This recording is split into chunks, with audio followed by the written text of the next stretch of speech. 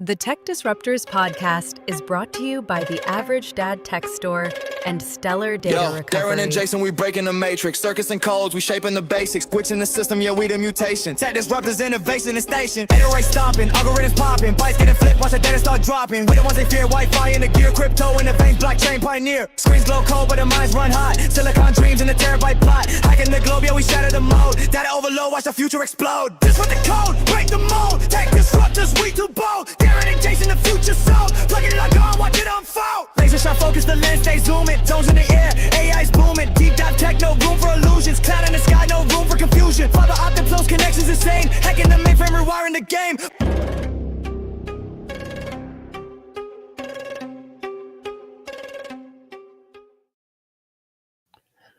Hello, everybody, and welcome to the Tech Disruptors podcast. My name is Darren, and this lovely gentleman is named... My name is Jason. Oh, that was very Elvis. Your voice dropped a couple of octaves there. Or Forrest Gump, either or. Probably more Forrest Gump, yeah. It's okay. It's okay. We got it. We're back for another week talking everything tech and tech related. And it's been a really interesting week in the world of tech because there's been some really funny stories come out this week. We're going to start with more funny than serious, honestly. Yeah, like we came out of October and, hot on all these different tech stories. And now we're going into November and I feel like tech is making fun of itself. Like there's interesting. And my thumbnail was like a grenade getting ready to go off. Yeah. And it's like, we have all this cool tech coming out and it looks like technology just threw a grenade and hey, let's blow this all up. I mean, you know what? Maybe that's what we should do. At the end of every year, like in November, December, maybe we should just be making fun of tech so that it keeps it in check for January. Like just start, grabbing everything that we see and going, okay, let's put this into context for the people that are actually watching and really want to, explore the world of tech. But so anyway, the one story that you and I both had a really good laugh at this week comes from a little place in the world that we don't normally get a lot of tech stories from.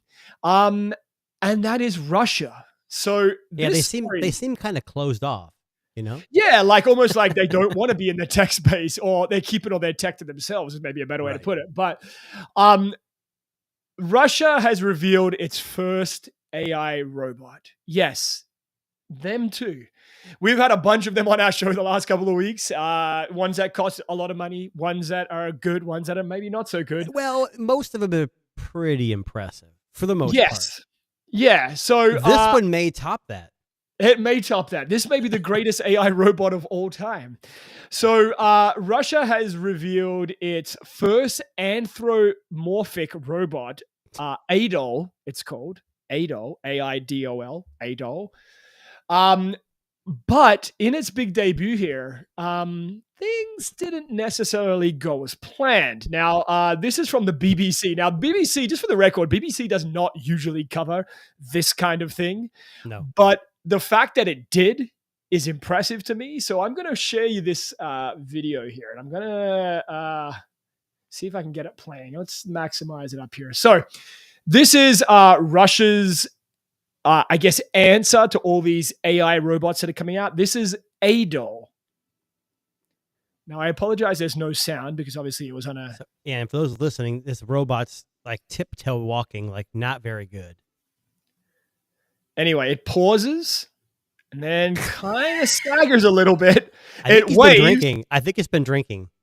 And he's down, and the robot comes down. Oh, it fell apart. Falls apart. I'm just going to rewind. For those of you who are watching right now, I'm just going to rewind. Let's get an instant replay. So here it is. It kind of waves, and then she's down, and just the back falls off. So if this was Elon Musk and what's Optimus or whatever they call it, or any of these companies we've been looking at, and it tripped and fell and like just fell apart, they'd be like, oh crap, that's millions and millions of dollars. The other thing is those robots, if they fell, probably would not fall apart because they're put together properly and they expect, hey, this thing like humans may fall a few times. This thing looks like it was put together for about $1,000. I'm going to play it again just for us people that are watching at home. Yes. So Look at it. It can barely. Yeah, it just doesn't have the balance. It looks like it might have been maybe rushed out. So this is like funny. This is like the one kid. You guys go out with some friends and you go to the bar or the pub and you have a few too many drinks. This is the guy that falls over. Now, I just want to point something out here. I want you to look at the backside of this robot. It kind of looks like a CRT television. If you look really closely here, let's see if I can find it. Hang on, let me go back just a little bit. Watch as it falls, and the back falls out right there. Yeah, I don't. Right there. Well, they have a lot of sanctions against them for whatever this thing is going on with, in the world. Maybe they're, and they bring out the curtain to cover it up. What the? Yes. Yeah, they can't even get the curtain right. They can't even get the curtain right. The curtain's all wrapped up. Oh yeah, they're panicking right there. So I would say that this should not. Someone was pushing them to get this out so they could be on the same 100%. Stage, and they are. This just proves one thing, and nothing against Russian people. I don't know any Russian people. I'm going to say that they're not quite up to snuff when it comes to robotics, at least in this. Like, it just goes down, and I know we shouldn't laugh, but no, but it fell apart in like pieces. There should it should not be. Well, maybe it didn't. Well, the back fell off. The back panel fell off. There's a whole bunch of shrapnel on the ground there.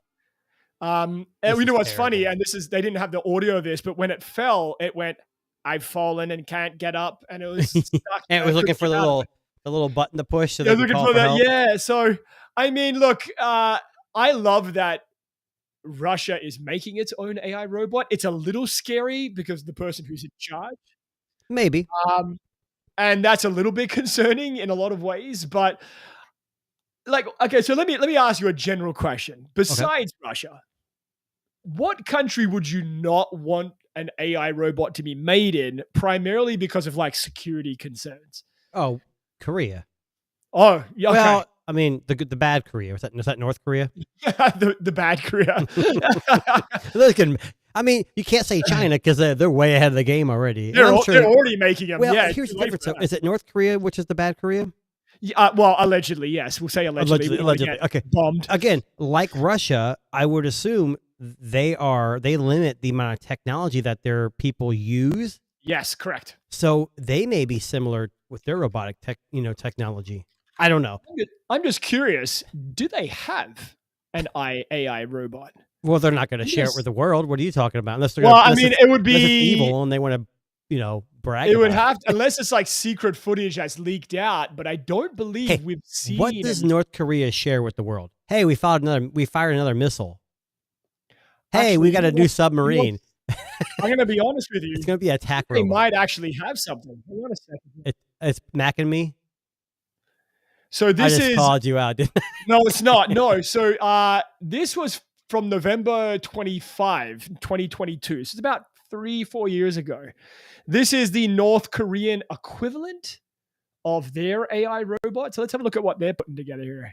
Korean robot with arms, a rounded head, and red eyes stares into the camera. A couple years ago, among thousands of other quarantine and healthcare technologies during an exhibition in Pyongyang this week.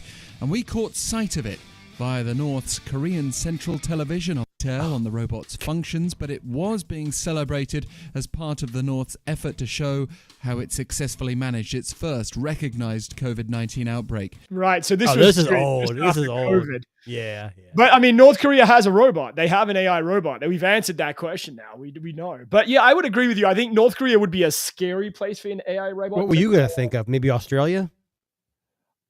I don't even know. I'm going to assume Australia is probably making one too. I think most countries were probably developing the AI smarts. So what is, in America, we have like every state has a state flower, state animal, whatever. Does Australia have a state like animal, state plant, all that stuff? It does. So, I would say the koala or the kangaroo would be the national animal. So should they make an AI robot that looks like a koala or a kangaroo? Because kangaroos are badass anyways. Koala would probably be a lot less threatening. So maybe a kangaroo would probably. You got to make a jack kangaroo. A jack kangaroo. Can you imagine? They can't stop it afterwards. Yeah. Australia is a national world power after they make those. That's exactly right. We're going to have an army of them. Of kangaroo AI robots that think for themselves.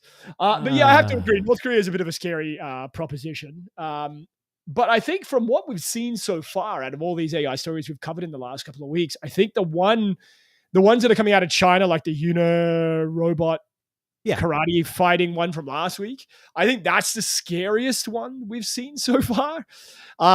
Just for fluidity. Well, most of those fluid ones are coming out of China. Yeah. I don't know. It's one of those things, right? Now, you mentioned, was it North Korea? So I actually want to pull up another story here. The good or the bad Korea. The good or the bad Korea. That's how I worded it. Listen, we can make fun all we want of, Russia, but I want to pull up this story because this actually, I thought was the funniest thing I've read in maybe the whole year. So I'm just going to read you the headline. $1 billion AI company co-founder admits that its $100 a month transcription service was originally just two guys surviving on pizza and typing out notes by hand. So this story caught my attention this week because, again, it's a little bit weird, a little bit different. But there's a company called Firefly.ai, I believe is the name of the company. And basically, they were a note-taking startup. They received $1 billion valuation earlier this year with the launch of its Talk to Firefly's AI meeting companion app. Can I ask you a question? Yes. When you say a $1 billion evaluation or valuation, not evaluation. Yeah. I'm assuming they had some backing. So how are they poor living off pizza? Well, so here's the thing, right? So like with evaluation, that basically means that you don't have to necessarily prove the tech. You're proving what it could potentially do. But if let's say it's worth $1 billion or $1 million, investors can invest at that valuation at a certain percentage and take. Well, here's the thing, right? So if it is just two guys typing, like one of those guys just has to hold the meeting and that other guy types the notes.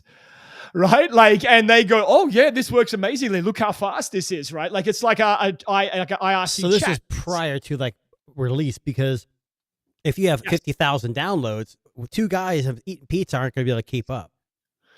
Well, I mean, basically they were told that an AI will join the meeting, and in reality, it was just one of those two guys listening and typing out all of the notes. So did we hear this again? Wasn't there another AI that was using an India call center or something? Yeah, a couple of months back. That's correct. Yeah. Jesus. So in this particular instance, it was just two dudes chiming into a Zoom call and typing out the notes, kind of like what do you call that? Someone in the court of law who does all the case notes. Yeah, like I know what you're talking about. Yeah, one of those. It's basically one of those. A guy on a laptop, or a guy on a like the court reporter or the bailiff. A court reporter, yeah. I think so. For those listening, the Tech Disruptors are starting their own AI tech app, and it's just going to be me and Darren typing your notes while we're eating pizza. But it's $150 a month. So, like, just reading this story, it gets better. So basically, they would join as Fred from Fireflies.ai, and they sit there silently taking detailed notes and then send them to the client 10 minutes later. That's a great business model. You don't have to be AI. You just have a dude listen, record it, transcribe it. I mean, you could even download one of these already existing apps that converts speech to text and have it do it for you. While you're listening in on this. And you know who does the best? Google. So you can technically record it, play it for Google.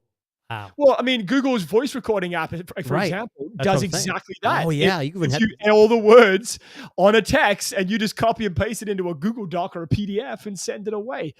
Now, they were making remember, guys, Tech Tech Disruptors AI, we'll do $110 a month because we add that little pizzazz to our note-taking app. So. Yeah.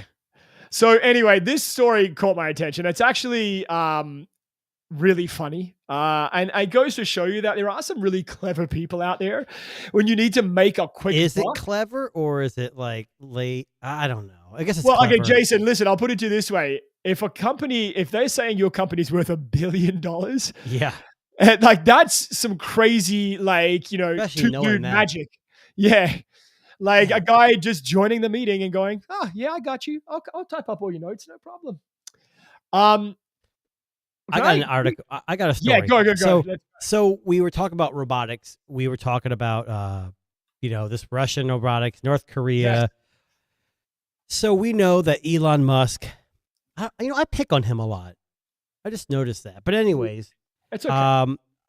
I want to say just here recently, I don't know if he did an interview or whatever. I know he's investing a bunch of money in more chips for more advanced robotics.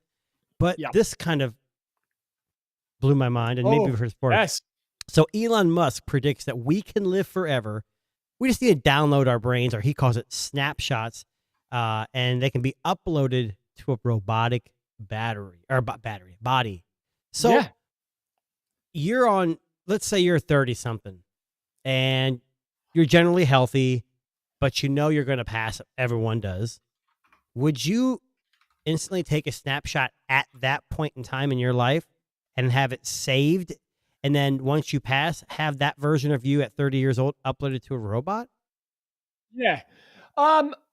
At my age or at my advanced age? Like, when am I dying here? It doesn't really say. I mean, I would say if you're doing it, just say you die at 93, do you really want to snapshot? I mean, I guess you would. You'd know more. You'd be more, I don't know. You'd have all your memories. It's probably closer to when you pass, so you'd have all your most recent memories. Yeah. Well, I mean, do you remember, this kind of reminds me of that TV show Upload. Yeah, that's a little different, but yeah. But when you die, your body, your mind doesn't, you die still, your body's gone, but you're in a virtual world. Yeah. Yeah. Yeah, so basically you're living in kind of like a Sims, thing where your mind lives on, but your body is, not there anymore. I actually have a clip from Upload. Do you want to see it? Here's what it says here. It says, he said in less than 20 years from now, it may be possible to upload a digital copy of your mind, memories, thoughts, personality quirks, and all into it. Then he said, of course, you won't be quite the same. You'll be a little different because you'll be in a robot body, and the mental snapshot will not be precise. It'll probably be pretty close, but not exactly the same. See, that worries me. Like, what am I going to get? Like an alt version of Darren? Then you have all these issues with faith and a soul and afterlife. I think it'd be really convoluted. I think it'd be like a very hot topic with religious individuals. Oh, absolutely. Yeah. But I think it's interesting. I think if we had proof that it was working pretty good, the only problem is let's say you're like a really active person when you're young. Yeah. And you upload to a robot and you want to go surfing. Robots, at least right now, they're just not there yet. No, and I mean, you wouldn't be able to go for a run or a jog or like, I don't imagine like the robot would be that. Would you ever get tired? Yeah. Oh, my battery's charged. I mean, is it like the one we looked at last week where it self-docks?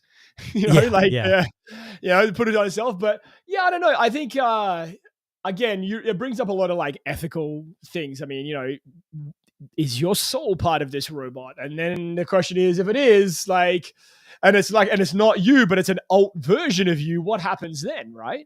Yeah.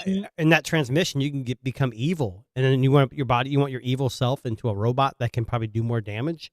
I don't know. It's funny, and you gotta remember, Elon likes to talk, and he does usually deliver on his promises, but it's always very much delayed. So, well, I mean, we could probably see it in 10 years, along with, all the other software updates and, and cyber cabs and all that other stuff that he promises, 10 years in advance. Like Upload was interesting is like you were in this virtual world and your family could upgrade your life. Yes. So like if they were poor, you'd be like a shit in the afterlife. Yeah. Yeah, and I mean, and that's the thing. Like, that's kind of a commentary on, the subscription model that we all live by these days. To know something after he's gone, it's a fair point. Yeah, it is a complex thing. That's a good point. Or it could be for like a seasoned actress or actor or somebody important who wants to continue to do their research. If you're like an Einstein and you pass, and this could kind of continue your research. I don't know. I just fear, like, my fear is that it would be like alt version of you, an emo version, or like, and it's just like you're like just the opposite of what you were in the real world. Like you listen to grungy. What was the robot movie with Megan Fox? Where she's the robot, super the hot housekeeper. Movie. Something like that. Yeah. What if you were something like that? I mean, not Megan Fox, but do I get Megan Fox's body and my mind is in that robot? That would not be good for you. But I mean, then it brings up a whole bunch your of questions. family's like, God, what is Darren Megan doing here? Just sitting on the couch rubbing myself. Yeah. Now, actually, it's funny. It's funny that you bring this story up because there's been a lot of talk about AI and death lately, and I want to bring up another article here, which is kind of piggybacking on the back of a Black Mirror episode. So, a new app lets users talk to AI avatars of their deceased loved ones. So, the app in question, or the AI company in question, is 2WAI, in case you're wondering. Basically, it lets users create these interactive digital avatars of family members who have died. And they even shared a video. I'll show you this. It's a video of a pregnant woman speaking to an AI recreation of her late mother through the phone. And then the clip jumps 10 months ahead and the AI grandma is reading like a bedtime story to the baby. It's super creepy. I'll show you that in just a second. But so I'm imagining how this happens is that you give them video of your deceased loved one or pictures. Because there's a lot of pictures out there. Like you can take a snapshot of an old black and white picture of someone like from 80 years ago, and they can reanimate it and make it look better. So and then you take some voice samples, maybe. I'm assuming the voice samples come from the videos. That's what I would imagine. So they sample the voice, they sample the visual. But let me show you the ad here because the ad is just super creepy. Hang on a second. So this is again. Baby Charlie. Here is like what they perceive this AI, virtual version of your deceased loved one to be like. He's getting bigger. See? Oh, honey, that's wonderful. Kicking like crazy. He's listening. Put your hand on your tummy and hum to him. You used to love that. It'd be interesting. See, how would you know how that deceased loved one would interact with you? It feels like he's dancing in there. Oh, honey. Okay, watch this as it jumps ahead. Did you tell Charlie that bedtime story you always used to tell me? Once upon a time, there was a baby unicorn who didn't know he knew how to fly. This baby unicorn was like your mom because she didn't know that she knew how to fly, but she knew how to do the AI has to know the story. Fabulous things. Hi, Grandma. Hey, I guess you're Charlie. okay, It dude. was really Seriously. fun. I made this crazy shot in basketball. I don't really care that much about basketball. What about the crush? Stop, Grandma. Stop talking. Just tell me one thing. Okay. Look who's gonna be a great grandma. 30 years later. Charlie. Oh, congratulations. She says that he's been kicking a lot, though. Like, okay, you gotta much. stop this video. Okay. It's super creepy. Oh my goodness. Let's say you were close to your grandma and she passed away. I wouldn't mind like, hey, one more message or like that, or they reanimate a couple old photos where the person just starts to smile or something. But what I don't understand is that little kid has to know, which we live in a society where we are aware of this. Maybe in the future they won't. Your grandmother's been dead for 50 years and you're still talking to her. Like, I don't know. See, right now we look at it as what the hell is creep, but maybe in the future this is the way it's going to be. But I do not like that at all because at some point you got to move on and go through that grief process. You can't just hang on to someone you can still have memories and think about them. That's what I'm saying. The photos that move and smile at you, I think is a really good idea because it's not like creepy and they're talking to you. She's like, I don't care about your basketball. What about that crush? My grandma never asked me about my crush. Sorry. I mean, that's a super awkward conversation to have with your grandma, but I mean, sure. Well, but grandma, we were on first base. We were rounding second. How much data do you have to input? So basically, that's what I'm saying. I guess a lot of social media users are saying here that the video is called Nightmare Fuel, maybe even demonic, and urge that technology be destroyed, sparking a fresh wave of debate over how far AI should go with dealing with the dead. It's only going to be as good as the information you put into it. Well, I mean, this is it. Like, where do you get all this information from? Like, I've had my grandma passed away a couple of years back. I have some photos, maybe a little bit of video, but I don't have enough information to capture like that level of personality. I mean, how much is it? Well, nowadays, yes, AI, right? Because we have everyone has cameras, everyone's recording. But my grandmother, when she was in her prime, we were little. They had maybe VHS if we had any, and that was probably really old. When you're young, you don't tend to remember everything you do with your grandmother. Maybe when you get older, but I don't know. This is to me a little too much. It crosses definitely a line here. I mean, that video is just nuts. I mean, if it ever got to that point. But for you viewers out there, if something would ever happen to me and Darren, they will be continued on in an AI. That's exactly right. That's exactly what I want. All it's going to say is, avatar. all it's going to be for Darren is, I'm a Megan Fox body. I'm going to rub myself all day. That's all it's going to say over and over again. That's what everybody wants, don't they? A Megan Fox body. I don't know. I'll ask my wife when we're done. But I mean, look, my mind was blown watching that video because it's so ridiculous and just so like. Again, I understand the principle. On the nose. Like if my we did this with my grandmother, her husband, my grandfather passed away. So we took one of his old pictures and we like reanimated it, made it like HD. And all he did was like move his head and smile. He didn't really talk or anything. Yeah. And she was like amazed by that.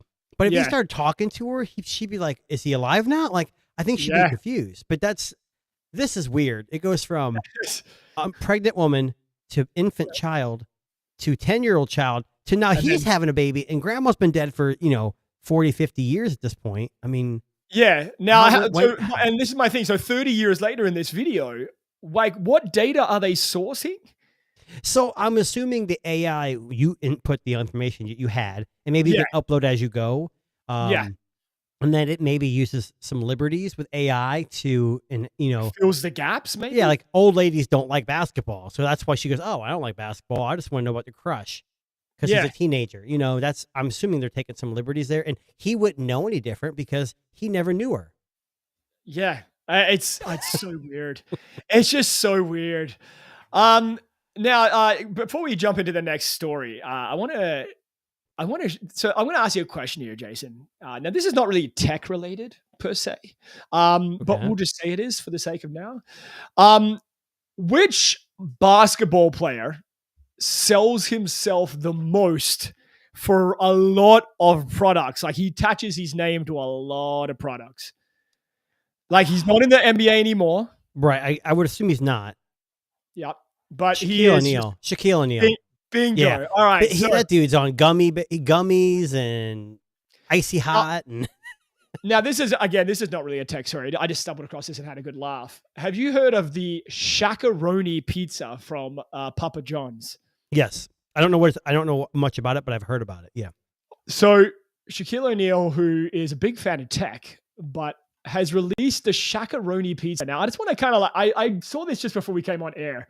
Apart from my desire to want to order it, I want to give you the description for those of you at home who are like really into healthy, conscious eating.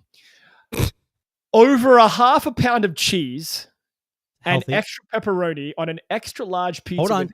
Back up. How much cheese? Over half a pound. Okay. You got your calcium. How much pepperoni? It says extra pepperoni. I'm assuming that's protein. That's your protein. On an extra large pizza. Sure. 8 foldable slices, served with special garlic sauce and a pepperoncini, which is like a baby pepper.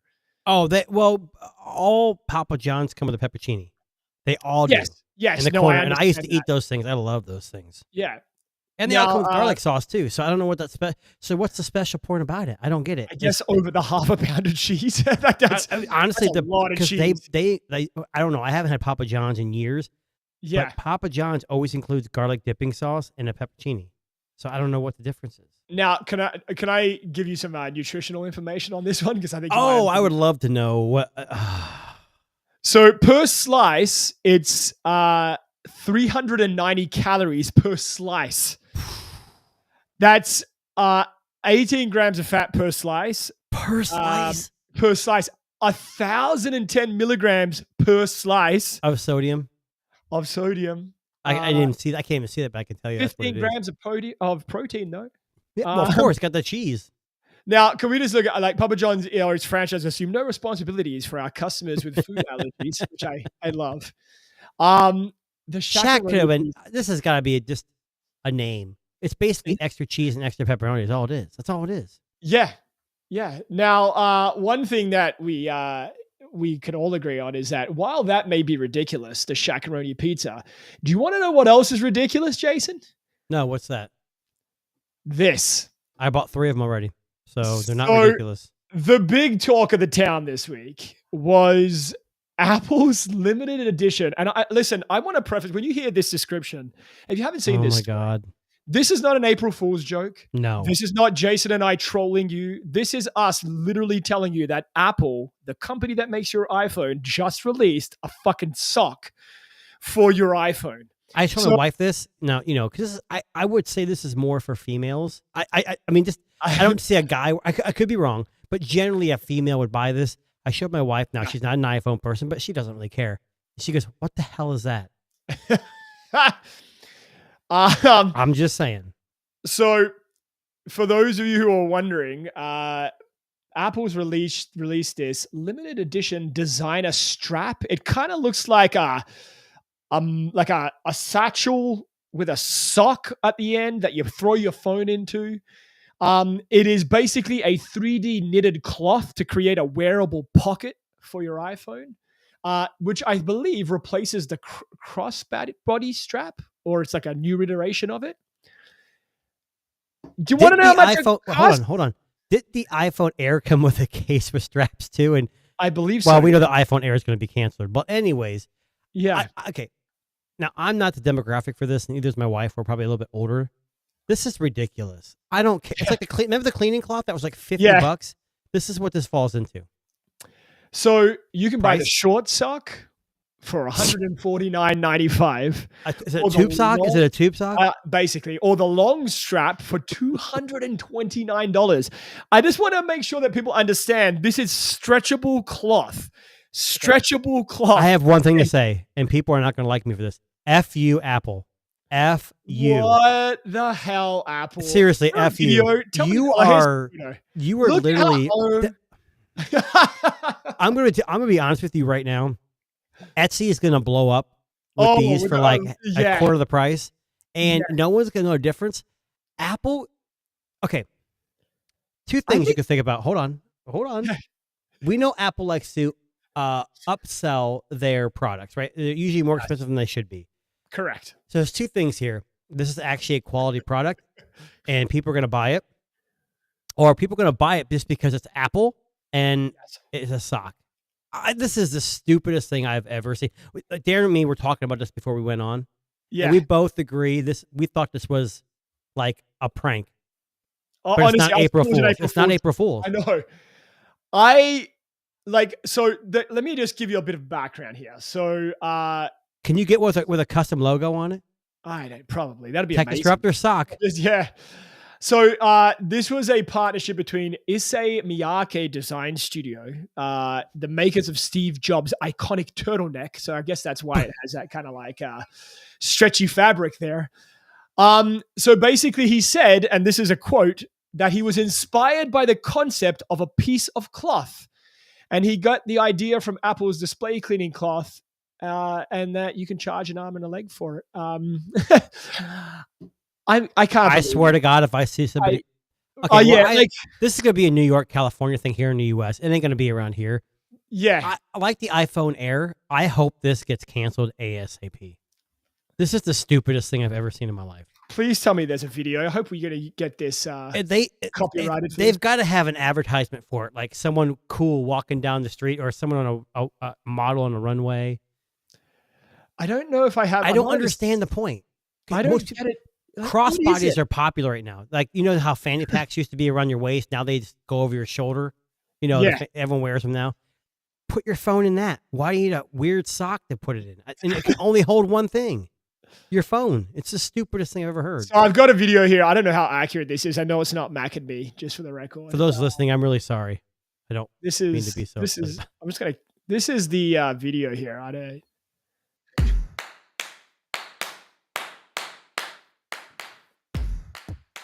Yeah. Damn.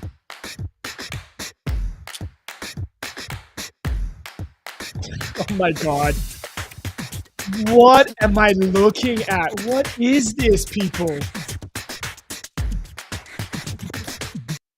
Can I be honest? This is going to sell because iPhone people, I shouldn't say this. A lot of iPhone people will jump on this. It's kind of like if you're a fan of something. If you're a fan of a certain artists and their music, you'll buy the CD no matter what, just because you like them. But a CD costs $10, whereas I shouldn't say a CD because kids don't know what the hell that is. You know, you follow your favorite your track. I don't think anybody calls them MP3s anymore. Spotify playlist. There you go. But I don't want. I'm getting so upset. Like, it pisses me off because people are going to buy that shit and it's going to sell well. Absolutely. And I don't understand why. When I could literally take an old sock, cut it open, and still. I just want to see Jason's old football sock and him just cut like a V in it to slop your phone in. But it won't be an iPhone, so it'd be cool. It would be cool. Yeah, that's correct. So Vivo, I have the X300 Pro, and so does Darren. If you want to make a designer sock for us, we would love to rock it. Oh, I will wear that shit to work. Absolutely. I would not. Okay, I can't wear it to work, but I would wear it any other time. Now, the iPhone Pocket wasn't the only big story this week, and this actually just came out yesterday or the day before. So there are actually talks that Tim Cook could be stepping down as Apple's CEO as early as next year. Now, I have to admit, this doesn't surprise me. I mean, Tim Cook is getting older. Yeah. And Apple is meant to be a fresh young person's type company. So having librarian dad at the head of the helm is not always like a good thing. Yeah. And he hope he make it though. He doesn't make a whole lot of money. So well, yeah. I mean he's gonna be terribly Could you imagine his retirement package? God. Jesus Christ. What is that? iPhones for life? They just pay you in After the iPhone, I don't want any. After I'd leave a job like that, if I work for Android or Google, I would never want another Google device ever. Probably. Listen, I'm going to be honest with you. I can't wait for. Let's go 2 years from now, and he gets snapped with a fucking Android phone in his hand. I can't wait for that to happen. I mean, I put it in the rhymes like when I was growing up, when I was young, I worked at Wendy's. Yeah, I didn't want to eat Wendy's after working at Wendy's. You know, you get tired of it. That's right. Yeah, and so he has to be ready to be saying, "Oh, the live WWDC." The greatest iPhone ever made. He's got to be tired of saying that shit when he knows true it really is. Now, so what was interesting about this? So, the other guy that you always see with Tim Cook, is it Craig something or other? He's the guy who's the front runner, right? Like the head designer. So he isn't tipped to take over. I thought he might have been the guy because he's more of a public face. Well, Tim is more of a Steve Jobs. I don't know much about him. Tim Cook's more of a numbers guy, so he was never really like an innovation guy. He was more like, and he made Apple tons of money without having that. But the guy they're looking at is like a design guy. So I think the guy they're looking at is John Turnus, who is this dude here. I'll pull up his tab. Yeah, that's the guy. He's the hardware engineering guy. So this is the guy that they're looking at to replace Tim Cook. The complete opposite of Tim Cook, who's not an engineer. Yeah. Well, again, so I look at it from a marketing point of view. I look at it from an optics point of view. This guy's younger. He's a decent looking guy. He's got a youthful appearance. He's also been doing it for some time. He's been there since 2013, kind of about the same time as I think Tim Cook's. But I don't understand what you're saying because Tim Cook is older, obviously, right? Yeah. And they're still making trillions of dollars. Does it really matter? But if you want to change the narrative, right? You want to change the narrative of Apple. You bring in a younger guy. Let me ask you this. Now, we're not businessmen. When is enough? Like when are you satisfied with your profits? I don't think you're ever satisfied as a company because as soon as you start losing profit. I think NVIDIA was the first $1 trillion or like $100 trillion or something crazy. I don't know. But are you ever satisfied? That's the question, right? Like, are you ever satisfied with just Well, why don't we ask Darren Megan Fox AI robot? Yes. Yeah. I don't know. Like, I think it's time. I'm not surprised by this. I thought it might have happened a little earlier, to be honest with you. But I think, generally speaking, it's time for a change. Like, there's a lot of stuff that's been going sideways for Apple in the last year and a bit. Yeah. Apple Vision Pro. And that's what's so sad. They've had so many misses in the last 5 years, 10 years. Yeah. And they're still making all that money. Yeah. I mean, again, it's an optics thing, right? So you put a younger person in charge and all of a sudden you capture a younger market. Like, people are starting to realize now, like, so, I mean, I'm not surprised that this could happen. Well, this is on the heels of Google Pixel, again, making huge leaps. Now, nothing like Apple, but selling the Pixel 10 is, selling out. I mean, it's crazy how good it's selling, whether we like it or not. And they see that, right now Google and Samsung are probably nothing to them. I mean, maybe more Samsung, but you don't want to lose what you've got. You got to keep that momentum rolling. And like, I see what you're saying. They're having a younger guy who's kind of attractive, who's an engineer. That can go two different ways. I love how you phrase that. He's kind of attractive.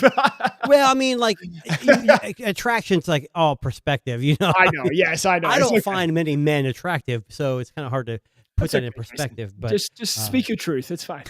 I don't know. I think this is interesting. I think Tim Cook was never really a good CEO. Obviously, he made millions of dollars, but I mean, I don't understand why he got where he was, but whatever. Again, so, I mean, big news from Apple this week between the sock you can buy to put your phone in and, Tim Cook stepping down. Maybe that was Tim Cook's final product. Could you imagine? He goes out on the iPhone sock. Do you know what I want to see? And please, someone out there, please make this into a YouTube short or like a video on Instagram. I want to see someone tie 2 football socks together, make it into a sling, and then just cut a little hole in one of the socks to slip your iPhone in. And I want to see you walk down a public street with your iPhone sticking out of that little pocket. And I bet you people will legitimately not think anything of it. I think it'll be a very successful. I'm looking up on Etsy right now. I can't imagine this hasn't been already, because Etsy's a huge company. It's got to be copied already. That or AliExpress has already got the iPhone sock. I'm willing to bet.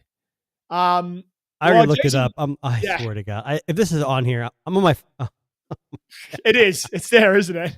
Crocheted version. Oh, I'm laughing because guess the price. This guy is selling a crochet pattern stretch... What's he calling this thing? Hold on. Stretched rib iPhone sock. Oh, I get it. Never mind. This is a digital download. So it's the instructions on how to do it yourself. On how to do it, right? Okay. So he's got the CAD. Oh version. My God! There is. I'm sorry. I'm done. Let's move on. Jimmy the Fire Dragon just said, "Can't wait to see the Temu version." And absolutely, I would. Honestly, the Temu and AliExpress version would probably be just as good. Yeah, that's the thing. Honestly, it's fabric. A bit of fabric, yeah, I know. Like even if you went to a fabric store and you bought the most luxe stretchy cotton, right? And you go to a lot of fabric stores, Darren. Yeah, like we have a lot of fabric stores here in Canada. Like this place, people buy fabric, no. But I mean, I just want to see 2 like football socks, just fucking tie. Yeah, someone take some like dress socks or something and just sew them together. Yeah. That should be, I think, Jason, our thumbnail for next week has been decided. The sock. There is I don't know what the YouTube channel is anymore, but they would always knock every like Apple event where they'd have like, I don't know the guy. They need to do a knockoff of this and actually make a video. Yeah, the video is pretty shameful. Like, do you lock your socks? Right. Yeah. You want to sew them together to hold your phone. All right. Now, while we move away from Apple, we got to talk about the OnePlus 15. So the OnePlus 15 was released this week, but not in the US, Jason. Well, it's coming. It's coming. So let me start with this article here. So the US government has been shut down for 43 days or was shut down? It's open now, I believe. This is how much I follow. I could give 2. I'm so tired of it, so I don't know. But so the government was shut down here, and to be able to sell a phone here in the U.S., you got to be FCC certified, which is the Federal Communications whatever. And since they've been shut down, OnePlus, I don't know when they decide to have these certifications done. You think they'd be done way more than 40 days in advance to when they're going to sell it. So maybe it's on OnePlus. But anyways, they've got to get the approval and network. I don't know how they do it. So since we were on a shutdown, it's been delayed. So when you go to the website, it's funny. I watched the live event. I don't know if you watched it. It was terrible. It was cheesy. They always are from OnePlus. It was a news, like they acted like it was a news event, like breaking news. Like, yeah. But anyways, I went on the website after the stream and they announced all the prices. And when I went, it still said notify me when available. Then a couple of days later, I checked and it had it like the prices listed $9.99 and $8.99, but you couldn't buy it. And then it was telling you how the delayed certification is going to make it whatever. But my thing is who's going to buy the OnePlus 15? So, I mean, it's received very interesting. Okay, let me ask you this: reviews. Who is OnePlus's sister company? Oppo. Okay, so you have the OnePlus 50. Yeah. Well, either way. Yeah. BBK, either way. See, I'm a rapper. OnePlus 15 and the Oppo 9 Pro for Find X9 Pro. For those who don't understand or are familiar, OnePlus has dropped Hasselblad. Yes. And they have there's a company that they work under in Darren said BBK. The Oppo Find X9 Pro looks almost identical to this because they share the same manufacturing process. Darren, if I had to tell you, I'm going to give you one of these two phones for free, but only one. The Oppo Find X9 Pro has a MediaTek 9400 9500. Okay. Yep. And that's the biggest differentiator is the processor, because the OnePlus uses the Snapdragon Elite Gen 5, right? That's right? Which would you take for free? And before we get into any further, it was free. No strings attached. Global, both global. I would go with the Oppo. Now, why would you go with the Oppo? So, for the cameras. Okay. Now, I know that Marquez in his Waveform podcast. His video review was very positive till one spot. Now, on his podcast, the way that he described it was that the OnePlus 15 is the Oppo Find X9 Pro without the good cameras. And that's a beautifully summation of the OnePlus 15. I agree. I bet that's 100% accurate. Yeah. Because don't they use the same OS?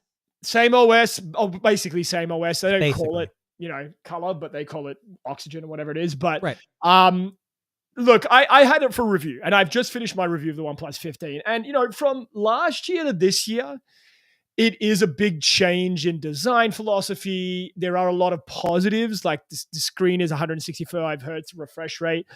But I also think that OnePlus has changed focus. And what I believe is that they're trying to create a gamer's phone with the OnePlus 15. Without the gaming aesthetic.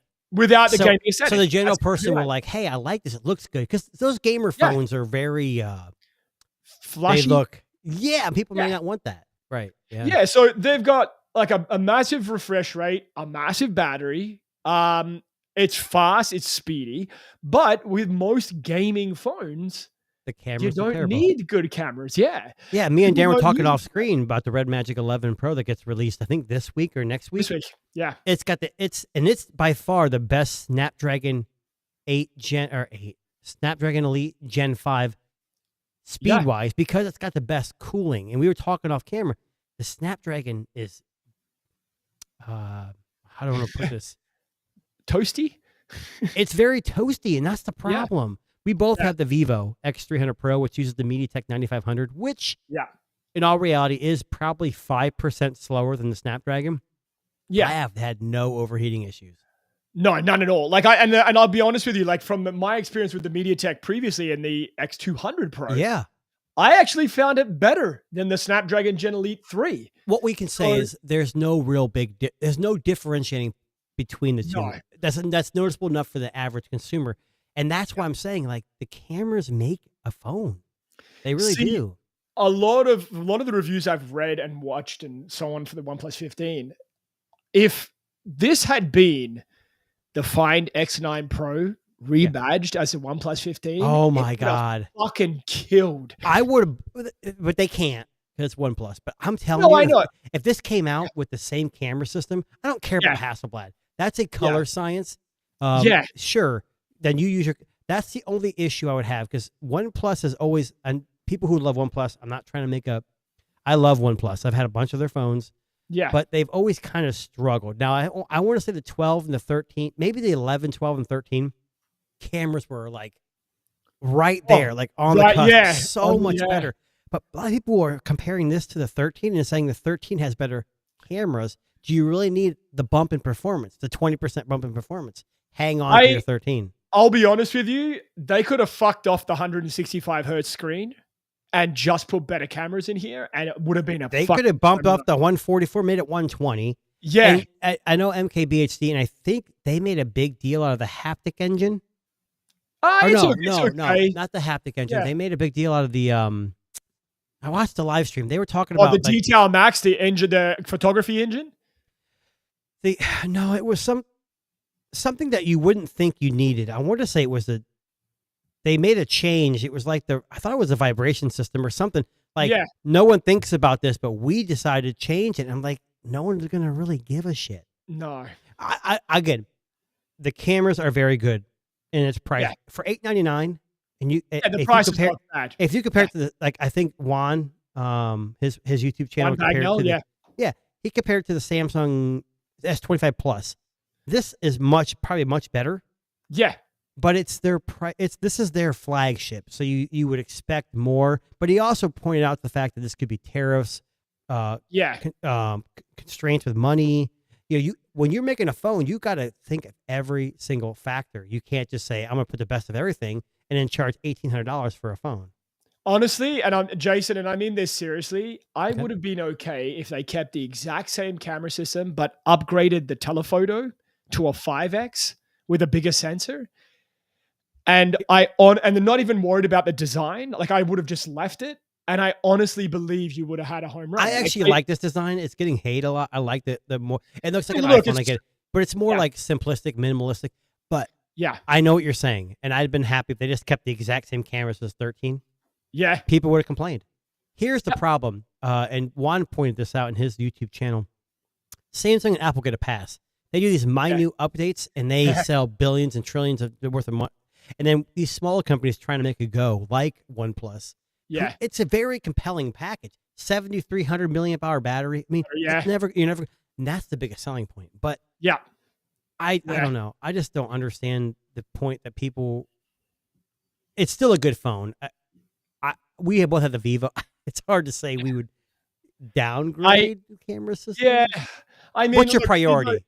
What cameras and battery are important to me, but the Vivo has just almost the biggest enough battery. It has a 6,500. It's about 1,000 milliamp hours less. Yeah, and I'll tell you, the battery is killer. Good. Yeah, like my Pixel 10 Pro was terrible compared to this. Yeah, there's also a third the size or fifth, whatever. So I'm going to be honest with you. I thought, so I know we're coming up to our end of year show on the 28th of December. Is our final hot take. Wrap up.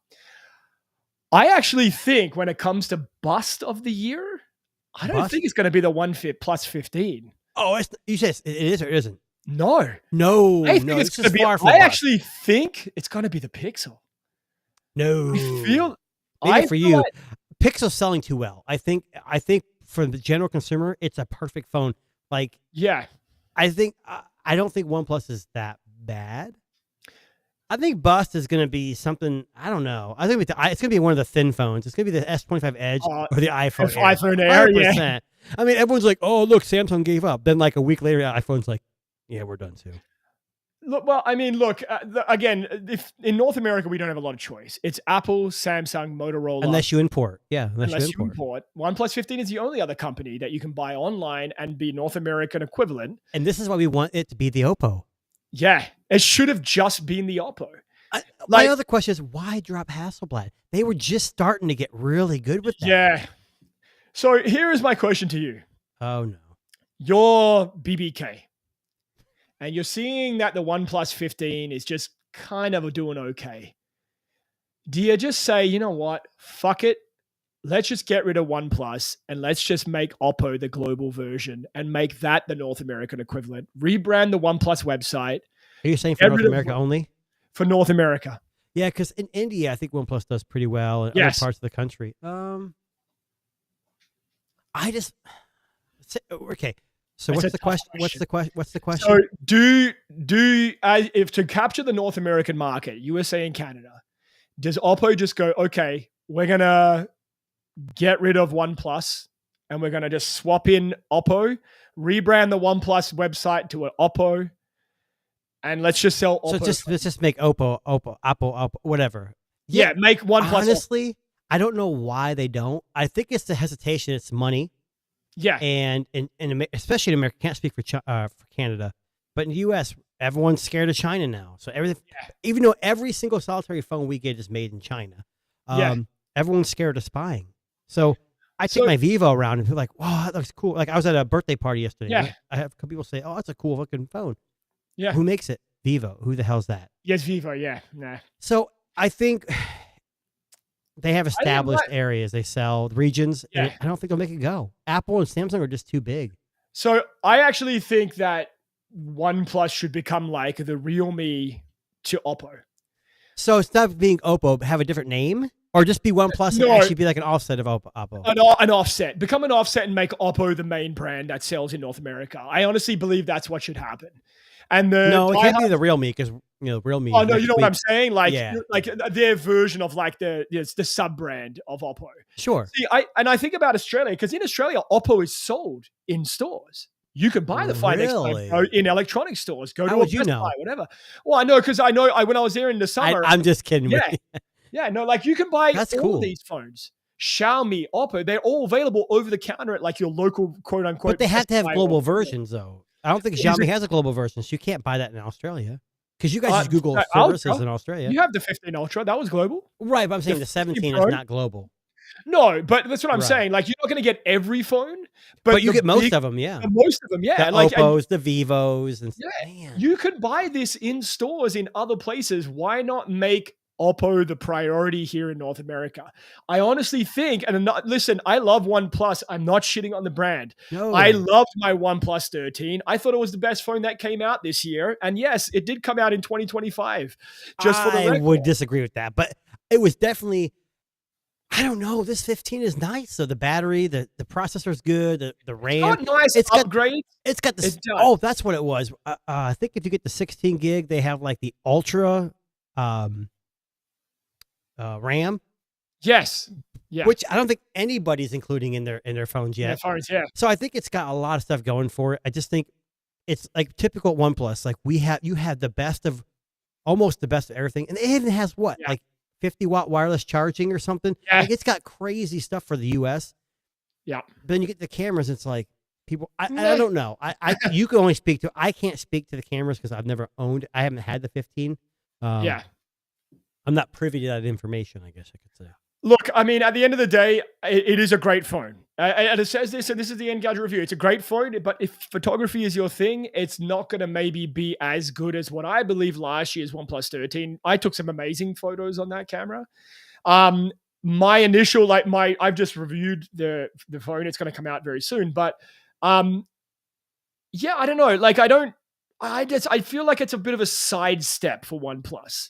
Like they're heading in the right. It's not a bad thing. They're searching for something. Like they're trying to an ecosystem. Like their tablets. I have their latest tablet. That I think they're amazing.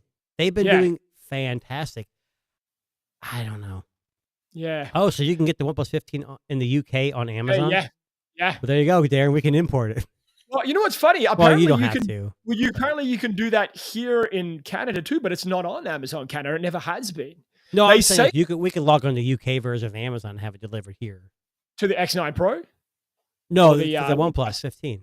Well, I mean, I can order it in Canada. It's just you guys in the US can't order it. That's true. Yeah. That's just, honestly, that's more of the issue. But it doesn't. I think we're gonna. Look, if I was offered to like in your case, you got it for a review. If someone offered me a review, I would definitely do it. I just don't know if I want to spend $1,000 to try it out. And that's exactly what. And that's I'm not one of those guys that's going to buy it just to return it. I'm not doing that. No, exactly. So, anyway, before we wrap up, Jason, in our what has become now a weekly segment, the Trump phone. Hold on. Not Trump phone. Can we do two more things, or do you want to? Okay, fine. Okay, go. I have to talk about this. So, we have the Vision Pro. I have the Quest. Oh yes. Valve? Yes. You got to talk about this. So I'm going to share this. So Valve, go. I don't know my thing yet. I wasn't have enough time. But go ahead. Yeah. We got to go over a little bit. I just did something I shouldn't have done. But Jason just closed the whole chat window. No, I want to make sure I don't have all these ads opening up. But of course, that's joined for free. So I'm not sure how much we're going to be able to see of this. But Valve just announced a bunch of hardware. Now, if you don't know who Valve is, they make games, okay? Yeah. And they work very closely with Steam, and they our Steam. So they made a couple things. We have the Steam Machine. So this happened Which years ago. I love the name of, for the record. They had Steam Machines about 10 years ago, and they struggled. But Steam OS on the Steam Deck and all these other new gaming hands has been a godsend and amazing. Yes. So now they're making this. Now, I don't have a whole lot of reviews on this. This is just like, I know some guys online have, So we'll see. I don't know much about like the software or hardware of it. It's going to run Steam OS. But they also released a new controller and the Steam Frame, which is a VR headset. So the first time I saw this, I'm like, it's going to blow away everything out here. But it's not. It's not aimed to compete with what's out there now. Here we go. Yeah, that's a picture of the headset, whatever the headset's called. Yeah, the Steam Frame. So it's basically what differentiates this. It's not the most advanced. It's not a Vision Pro or a Android XR, but they have. So I have the Quest, and I use Virtual Desktop to be untethered from my gaming PC to do like Half-Life Alyx and some bigger budget games. This actually comes with a dongle or USB, and it's like instantaneous. Oh wow! So if you have a gaming PC, and it's also a standalone device. So I don't know. I just think that Steam is really catching on. I think Steam OS it's based on Linux, is the next gaming platform. Yep. Xbox should be nervous. PlayStation should be nervous. I don't know. I just wanted to share that. I don't know if it's like 100%. Yeah, like I saw the release of this. It looks interesting, for sure. I wasn't impressed with the specs I saw. I think what's his name, Linus Tech, had this on and he loved it. Like there's like no input lag. It's very fast. They have. They're an established brand. Like it's not as if they're new to the space. They've been around for quite some time. So there's every chance they could have some success with But Steam OS is amazing. With the Steam Deck, they proved that Steam OS can run almost any game, and it's very optimized for gaming. And developers are working with Steam OS to make the games work. Whereas Windows is so resource heavy that a lot of games don't work well. So I know it's not people aren't gaming people here, and I'm not a huge gamer either, but this excites me. The Steam Machine is something I would jump into as a PC player because I can hook it to a TV and a keyboard and mouse, and I can have a hell of a time. Now, yes, you can hook a computer up to it, but you have to run Windows. If I could avoid Windows and just play games, that'd be amazing. I don't know. Yeah. That's me. So now I wanted to talk about the Trump phone. So I want to tell you a funny story here. So I didn't hear anything about Trump phones recently. So we've been talking about the Trump phone for the last couple of weeks, and I think our little friends over at The Verge have caught on. Because now they're starting to talk and wonder about where the hell the Trump phone is. So for a couple of weeks now, they've been kind of like paying close attention because that due date when the phone was supposed to be released has lapsed. Oh, no. So the team of The Verge have been kind of reaching out. Yeah. Would you just give the Trump phone a little bit more time? You realize Trump is tearing down half the White House to build a ballroom. Yeah. He's got his priorities somewhere else. So you can use his phone to take photos. To record the videos of the dances at the ballroom. So basically, if you are curious about the Trump phone, follow The Verge because they're following it pretty closely right now. But they're kind of asking now, does this actually exist? Or can we just kind of go, it's just bullshit. Let's move on. Is this the Escobar phone? Like, are they just, is it real? Is that what exactly? Is this real? We don't know. If anybody who listens to this or watches this in the future has pre-ordered it, let us know. We would love to know updates on this because I don't want to plunk down $500 because I'm not a huge, like a phone I don't know much about. That's probably worth about $100. I don't know. I'm not saying I'm against Trump. I just don't know if it's real. Well, I will say this much. The Verge have reached out to Trump Mobile for 3 weeks in a row and have yet to respond to a comment yet. So they're on this. We're following it too. We're waiting to see.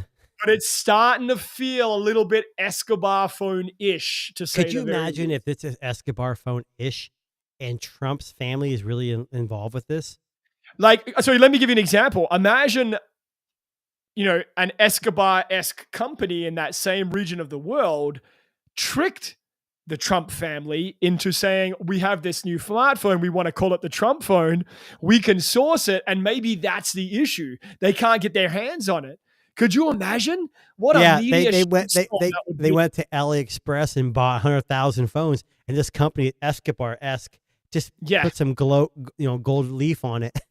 Now, Jason, let me ask you this. Do you not honestly believe that the Trump mobile execs couldn't go on AliExpress and get a customized Trump mobile phone from AliExpress that's a, shitty S9e from 10 years ago with the Trump branding on it and then just get a mass manufactured? Well, I don't mean they go to AliExpress. They can go to any Chinese manufacturer. Yeah, and just get I'll be honest, there's this thing like, there's a company called Monoprice. I don't know if you've ever heard of them. Yeah. They make speakers, and it's a Chinese-esque company. And they have this surround sound system that they were sued on multiple times. It was like a basic surround sound system for like $100 or $200. And it was a direct like duplicate of a Klipsch surround sound system. And what they found out is only a handful of companies are making phones and speakers, right? Yep. So if you and me want to make a Tech Disruptors phone, we go to one of these manufacturers, and as long as it's not copyrighted or trademarked, you grab the basic design, add your stuff to it, and then sell it. So you can't tell me that Trump, as a businessman, his whole family couldn't just go to jump on a plane. China loves them, I'm sure, and say, hey, we want to make these phones. Give us your cheapest phone you make. Let us slap our logo on it and then mass produce it. There's no way they couldn't do that. Well, listen, no matter what happens, we are going to keep making this Trump phone a reality until they come out and directly say, yeah, we were just full of shit, or shut the website down, which I believe. Should I look into making a Tech Disruptors phone? Yes, you should. Definitely. Should it be cheap or nice? $99, right? I think that's pretty good. Oh my God. A flip phone, circa 2003. With no Android or I'm iOS. sure we could get a Motorola Razr-esque designed phone with the Tech Disruptors logo on it for, I don't know, $99 to our fans. But anyway, on that note, we are done for this week. Thank you very much, everybody who's listening live and watching us live on YouTube. If you are not already liked and subscribed, hit those buttons. It helps us out. And also check us out, Apple Music, Spotify, YouTube Music, Good Pods. Instagram, TikTok, X. You can find us everywhere. We put a lot of work into this, into labor of love. We'd love for you guys to find us, see our shorts. It's a fun thing. It really is. And Jason will actually show you his shorts if you want to see some shorts next week. Sure. Bit of hairy leg there too, maybe. They'll be the ones that ride up at the thigh a little. It's okay. Just close your eyes. On that note, please close your eyes. We will wrap it up there. My name is Darren. This guy is Jason.